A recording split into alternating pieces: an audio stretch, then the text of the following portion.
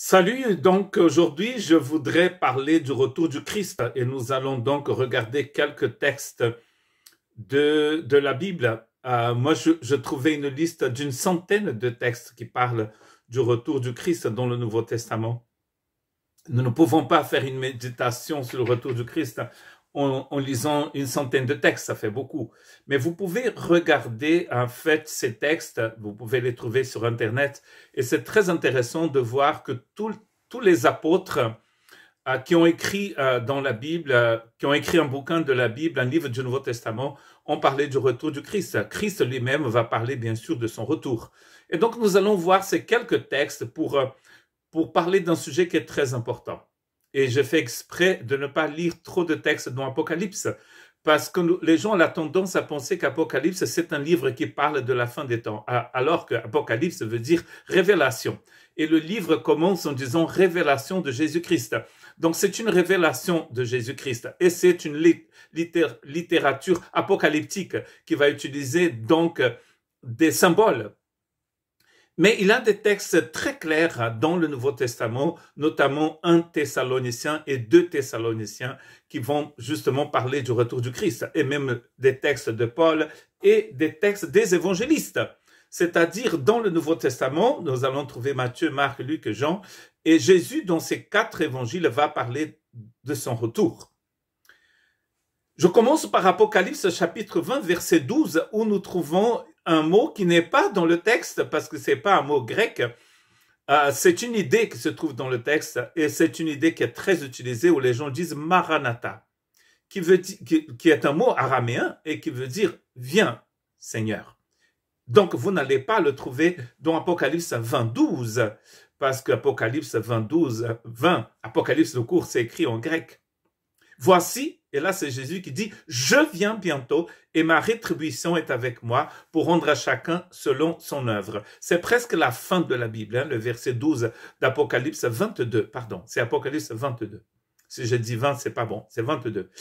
Et donc vous voyez qu'il n'y a pas le mot Maranatha, bien sûr, parce que c'est pas un mot grec, mais nous avons cette idée où Jésus, l'idée dedans où Jésus dit, je viens bientôt, je viens.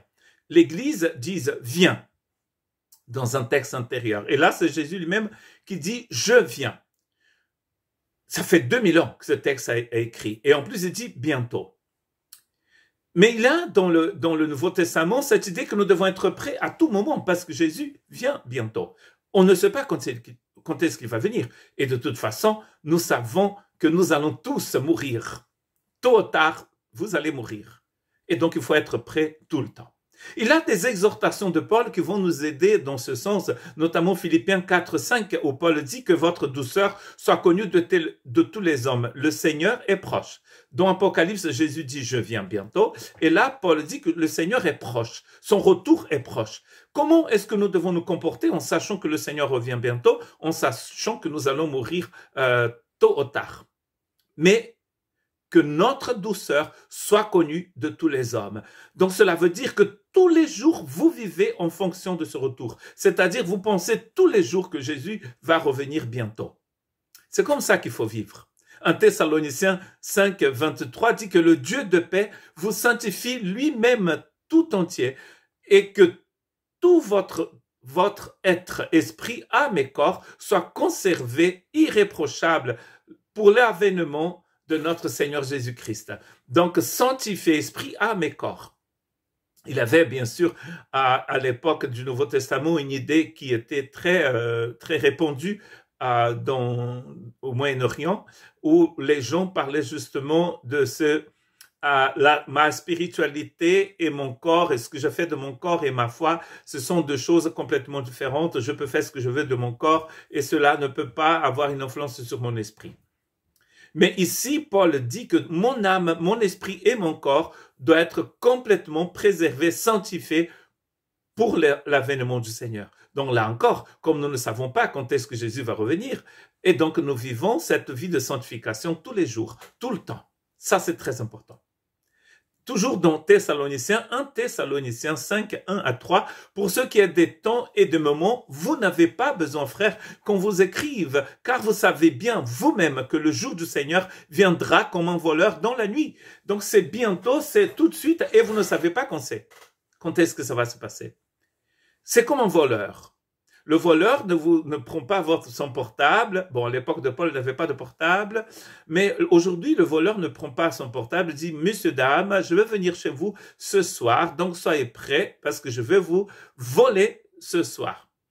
Je vais rentrer chez vous ce soir. Donc, du coup, vous allez appeler la police, n'est-ce pas? Donc, le voleur ne fait pas ça. Il vient à l'improviste. Vous ne savez pas qu'il va venir. Et c'est ce que Paul est en train de dire aux Thessaloniciens, vous ne savez pas à quelle heure il va venir. Quand les hommes diront paix et sûreté, alors une ruine soudaine les surprendra. Comme les douleurs de l'enfantement surprennent la femme enceinte et ils n'échapperont point. Donc on voit bien qu'il y a aujourd'hui on compte les semaines, les mois et on sait à peu près, en plus si un enfant est né par césarienne.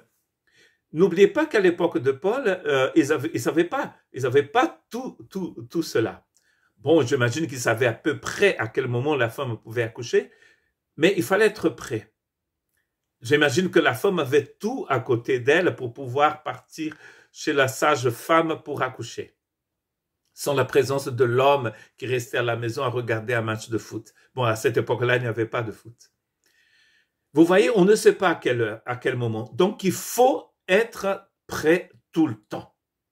Acte 9, 9 à 11, c'est Jésus même qui va parler à ses disciples juste avant de monter au ciel. Il dit, après avoir dit cela, donc dans le verset 8, il dit qu'il faut que ses disciples soient témoins en Judée, à Jérusalem, en Samarie et jusqu'à la fin du monde. Et ensuite il dit, après avoir dit cela, il fut élevé pendant qu'ils le regardaient. Et une nuée le déroba à leurs yeux. Et comme ils avaient les regards fixés vers le ciel pendant qu'ils s'en allaient, voici deux hommes vêtus de blanc leur apparus. Et dire, hommes galiléens, pourquoi vous arrêtez-vous à regarder au ciel? Ce Jésus qui a été enlevé au ciel du milieu de vous viendra de la même manière que vous l'avez vu allant au ciel. Donc là encore, ces anges disent que Jésus va revenir. Il est important, ça fait 2000 ans qu'on attend cela et on continue d'attendre. Tous les jours nous attendons parce qu'il a dit qu'il va venir et il va revenir. Hébreux chapitre 9 verset 28, de même Christ qui s'est offert une seule fois pour porter le péché de beaucoup d'hommes apparaîtra sans péché une seconde fois à ceux qui l'attendent pour leur salut. Donc Jésus est revenu une fois, il a vécu ici 33 ans, il est mort, il est ressuscité, il a pris nos péchés sur lui, il a détruit l'enfer et la mort, il a détrôné le dragon et maintenant il nous promet qu'il va revenir pour nous chercher. De quelle manière cela va se passer? Et là encore, n'allez pas trouver la réponse dans l'Apocalypse parce que vous n'allez pas la trouver comme ça. C'est dans 1 Thessaloniciens que vous allez trouver la réponse, dans le chapitre 4, verset 16. Car le Seigneur lui-même, un signal donné à la voix d'un archange et au son de la trompette de Dieu, descendra du ciel et les morts en Christ ressusciteront. Premièrement. Ensuite, nous, les vivants, qui seront restés, nous serons tous ensemble enlevés avec eux sur les nuées à la rencontre du Seigneur dans les airs. Et ainsi, nous serons toujours avec le Seigneur. Voici le texte, à mon avis, le plus complet qui parle du retour du Christ. Il a la résurrection des morts. Ceux qui sont vivants à ce moment-là vont être complètement transformés parce que c'est déjà écrit que la chair et le sang ne peuvent pas hériter du royaume de Dieu. Et ensuite, nous allons nous rencontrer avec le Seigneur et nous serons pour toujours avec lui. Donc vous voyez, il n'y a un seul deuxième retour. Et une fois que Jésus revient, c'est fini. Tout ce que vous pouvez entendre ailleurs n'est pas dans la Bible. Hein? On peut vous parler, vous dire par A et B qu'il y aura première étape, deuxième étape, entre la première et la deuxième, il y a X années. Tout cela n'est pas dans la Bible. C'est une mauvaise interprétation d'Apocalypse. Parce que dans les écrits de Paul, dans les évangiles, Jésus revient une seule fois. Les morts ressuscitent, ils sont jugés au pas. Hein. Ici, ce sont les morts qui sont en Christ, il le dit. Et les morts en Christ, c'est écrit. Et ceux qui sont en Christ, mais qui ne sont pas encore morts physiquement, vont être transformés, enlevés ensemble, et nous serons pour toujours avec le Seigneur. Il n'y a pas de deuxième chance ici. C'est une seule fois. Hein? C'est bien clair, je pense. Jean chapitre 14, Jésus dit que votre cœur, verset 1, ne se trouble point, croyez en Dieu et croyez en moi. Il y a plusieurs demeures dans la maison de mon Père. Si cela n'était pas, je vous l'aurais dit, je vais vous préparer une place. Nous sommes là dans les derniers discours du Christ qui vont de Jean 13 à Jean 17 avant son arrestation qui se passe dans le chapitre 18 de Jean. C'est les derniers mots de quelqu'un qui va mourir et qui va ressusciter aussi. Et lorsque je m'en serai allé et que je vous en... Pardon.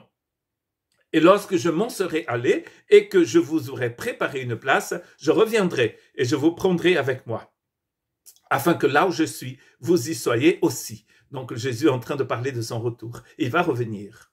Ça fait 2000 ans que nous l'attendons et nous continuons d'attendre. Et avec tous les chrétiens du monde de tous les temps, on dit Maranatha. Si nous parlions un tout petit peu quand même d'Apocalypse, pas pour embêter le monde, mais très intéressant que dans 1 Thessaloniciens, il va parler de la trompette. Hein. À un moment, il dit que c'est la dernière trompette qui va sonner. Nous trouvons la dernière trompette dans Apocalypse, c'est vrai. La 7e trompette. Et quand la 7e trompette sonne, on voit l'arche de l'alliance dans le ciel. Nous voyons le Christ avec son Église. Tout le temps, les 24 anciens avec l'agneau. Vous pouvez trouver dans le livre d'Apocalypse plusieurs moments où on parle de cette rencontre entre le Christ et son Église. Dans le chapitre 7, nous les voyons chanter devant le trône de l'agneau. Ils ont des vêtements blancs. Nous allons apprendre dans le chapitre 19 d'Apocalypse que les vêtements blancs éclatants, c'est la justice de Dieu dans la vie des saints. Donc, on a tout compris. À un moment, c'est écrit que les gens qui sont devant le trône de l'agneau ont lavé leur robe dans le sang de l'agneau. Donc, du coup, ils sont devenus justes devant Dieu. Dieu les a justifiés en Christ. C'est pour ça qu'ils sont devant le trône de l'agneau. Donc, dans le chapitre 7, nous les trouvons devant le trône de l'agneau. Dans le chapitre 11, dans le chapitre 14, dans le chapitre 19, dans le chapitre 22, dans tous ces chapitres, nous trouvons Christ et son Église, appelée aussi la Nouvelle Jérusalem.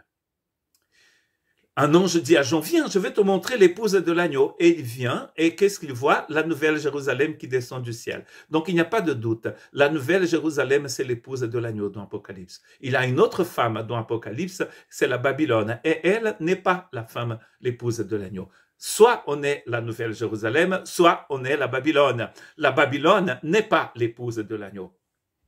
Elle est remplie de mal et de péché, tandis que la nouvelle Jérusalem, elle est habillée en blanc.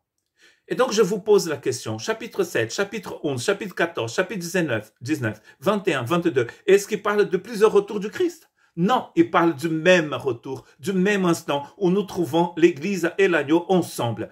Car le livre d'Apocalypse, c'est une lettre d'amour de l'agneau qui vient pour défendre sa femme. Quand? Tout le temps, mais aussi à la fin des temps.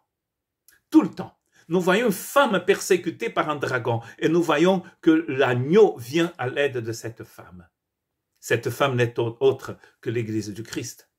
On ne peut pas dire que cette femme, c'est autre chose que l'Église du Christ. Donc le Seigneur revient bientôt. Donc toujours dans Jean, Jésus dit, « Or, la volonté de celui qui m'a envoyé, c'est que je ne perde aucun de tous ceux qu'il m'a donné, mais que je les ressuscite au dernier jour. » La volonté de mon Père, c'est que quiconque voit le Fils et croit en lui ait la vie éternelle. Et je le ressusciterai le dernier jour. Le dernier jour de l'histoire, Jésus va ressusciter les siens. C'est ce que Paul a dit dans Thessaloniciens, chapitre 4. Jésus vient pour ressusciter tous les justes, morts depuis toujours. Jésus va les ressusciter. Et Jésus appelle cela le dernier jour. Le dernier jour de l'histoire. Le dernier jour de toutes choses. Nous n'avons pas le temps de lire tous les textes, mais il y a un texte de Pierre qui dit que l'univers tout entier va se rouler comme un papyrus, comme un livre de l'époque. Il y aura des fracas, c'est écrit aussi. Tout ça va changer. Nous allons avoir une nouvelle création, une nouvelle dimension. Tout sera nouveau. Il n'y aura plus de larmes, nous dit Apocalypse. Il n'y aura plus de cris. Il n'y aura plus de péché. Toutes ces choses ne rentreront plus dans la nouvelle Jérusalem. C'est un lieu magnifique. Mon dernier texte, parce qu'il faut un dernier texte, c'est Jean 5, 28. Ne vous étonnez pas de cela, car l'heure vient où tous ceux qui sont dans les sépulcres entendront sa voix et en sortiront. Encore une fois, Jésus parle de la résurrection. Ceux qui auront fait le bien ressusciteront pour la vie éternelle, mais ceux qui auront fait le mal ressusciteront pour le jugement. Donc le retour du Christ, partout vous allez trouver ça, c'est un jour de gloire pour la Nouvelle Jérusalem. Mais c'est un jour de jugement pour ceux qui ne sont pas la Nouvelle Jérusalem.